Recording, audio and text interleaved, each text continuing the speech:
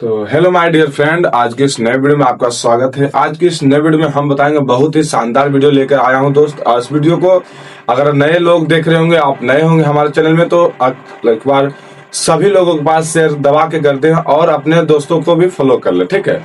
तो हम चलते हैं वीडियो की और आपको बताते हैं कि क्या प्रक्रिया होना चाहिए इसमें। एक चीज समझना दोस्त, मैं आप लोगों को बताने का प्रयास करता हूं कि जब आप 10th-12th में पढ़ रहे होंगे तो आपका जो है एडमिट कार्ड से आपका नाम को मैच करता हो किया जाता होगा, ठीक है। आधार कार्ड से नहीं। आपका जब 12th के पहले बात कर लेता, जो 12th में पढ़ रहे हैं, ठीक है, जो पास कर चुके हैं, तो जो 12th में पास कर चुके हैं उसमें क्या है ना कि आधार कार्ड से जो है वो 10th का मार्कशीट से एडमिट कार्ड में मिलान किया जाता है, जो कि आपका नाम जो है मिसमैच नहीं होने चाहिए। अगर आपका नाम एक पॉइंट भी यानी कि एक अक्षर भी या फिर एक पॉइंट में कुछ गलत है तो आपका स्कॉलरशिप नहीं मिलेगा। हाँ दोस्तों, सही सुन रहे हैं। देखते हैं, एक एग्जांपल देके आपको बताते हैं। इस चीज को आपको ध्यान करना है। आपको क्या करना है, जैसे कि मेरा नाम है कौशल कुमार, ठीक है, तो मैं लिख लेता हूं कौशल कुमार।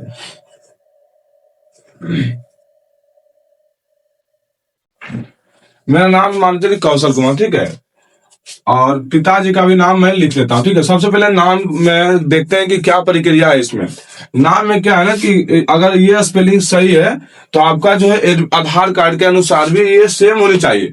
अगर आपका मार्कशीट में ये लिखा हुआ है सेम जो है नाम, तो आपका आधार कार्ड में भी नाम सेम ही होने चाहिए, तभी आपका स्कॉलरशिप का लाभ मिल सकता है। इस चीज को समझना। जैसे कि यहाँ पे देखिए, यहाँ पे के लिख दिए, KAUSHAL, ठीक है। ऐसा अगर रहा सेम आधार कार्ड में मिला तो पैसा मिलेगा, ठीक है। अगर इसमें मान चलिए कि के ए के जगह ओ हो गया और USHAL, तो इसमें अगर मिस मैच है, ये गलत लिखा हो, ये सही है, तो ये दोनों जो है आपका जो है, अगर मिस मैच दोनों नहीं कर रहा यानी दोनों नहीं मिल रहा है तो आपको स्कॉलरशिप नहीं मिलेगा। इस चीज को आपको ध्यान रखना है। कोई भी साइबर कैफे वाला आपका ये सब नहीं बताता है दोस्त, इसलिए मैं आपको वीडियो का शूट करके आपको बता रहा हूँ। इस चीजों पर आपको गौर करना, ठीक है। आप बात कर लेते हैं कि आपके पिताजी का नाम भी देख लेते हैं। बहुत सारी जानकारी हम इस वीडियो के अंदर आपको प्रोवाइड करेंगे। वीडियो को शुरू से आप अंत तक देखेंगे, ठीक है। तो मैं यहाँ पे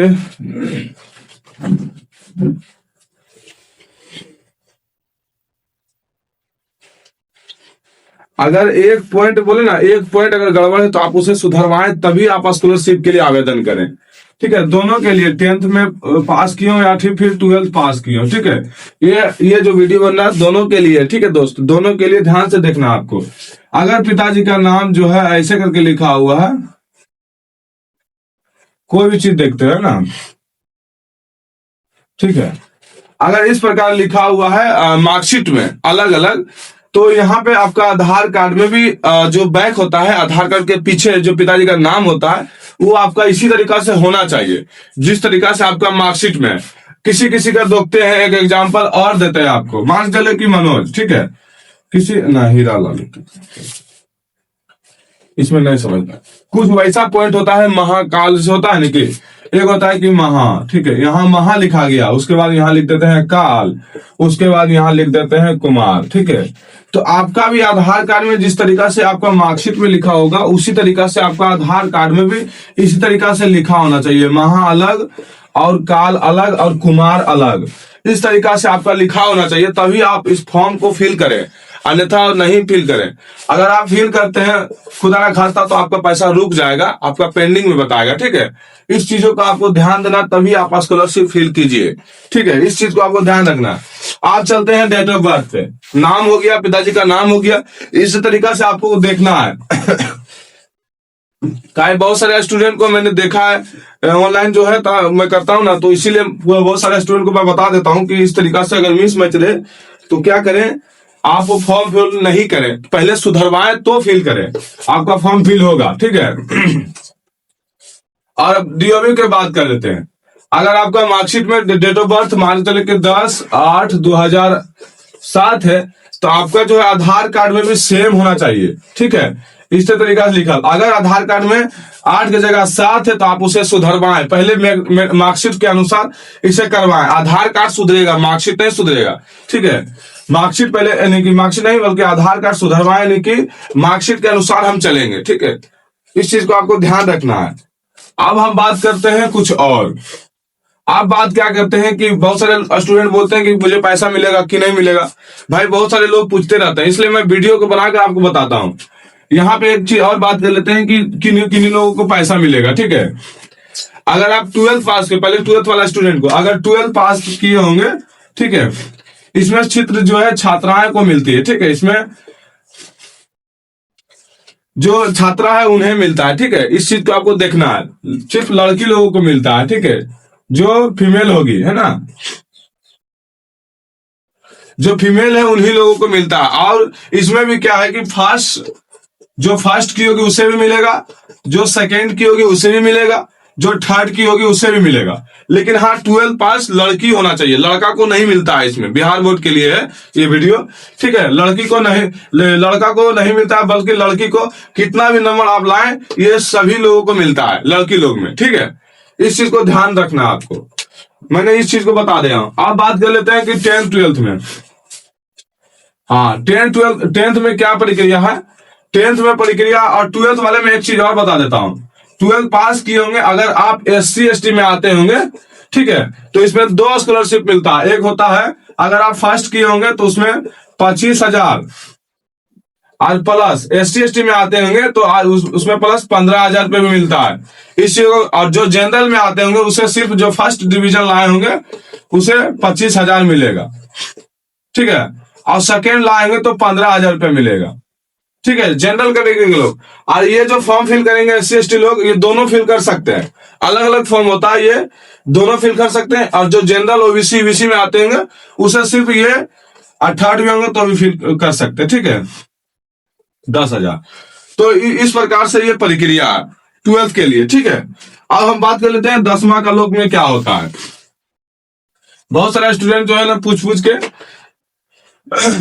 अब 10th के बात कर ले। 10th में जो है बॉयज और गर्ल्स दोनों को मिलता है।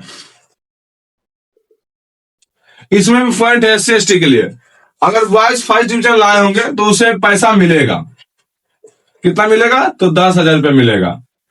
अगर ये 10,000 जो है, जो भी फर्स्ट लाए होंगे उसे सभी लोगों को मिलेगा, आप कोई भी कैटेगरी से हो, ठीक है, लेकिन फर्स्ट होनी चाहिए।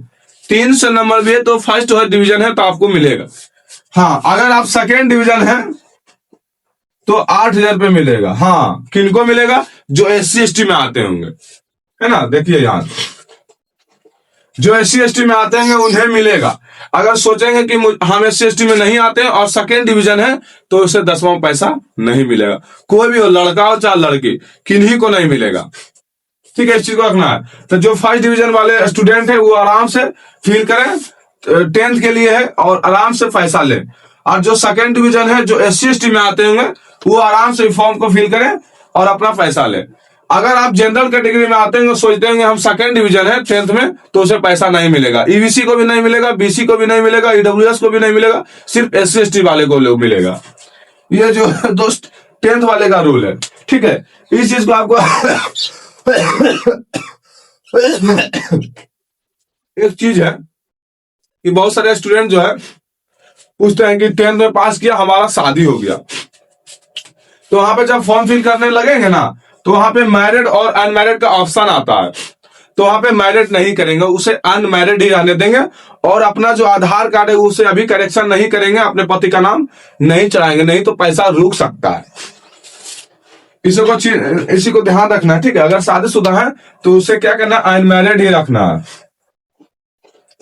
अनमैरिड रखेंगे तभी आपको पैसा मिलेगा। 12th वाला में भी यही हाल है, ठीक है, अनमैरिड ही आपको रखना है। अगर मैरिड करते हैं तो आपको पैसा नहीं मिलेगा। इस चीज का है, ध्यान से देखते रहना आपको। तो मेरा वीडियो कैसा लगा कमेंट करके हमें जरूर बताइएगा, और जो समझाते हैं वो आपको कैसा लगता है कमेंट हमें करके बताएं, और सभी लोगों के पास इस वीडियो को शेयर करें।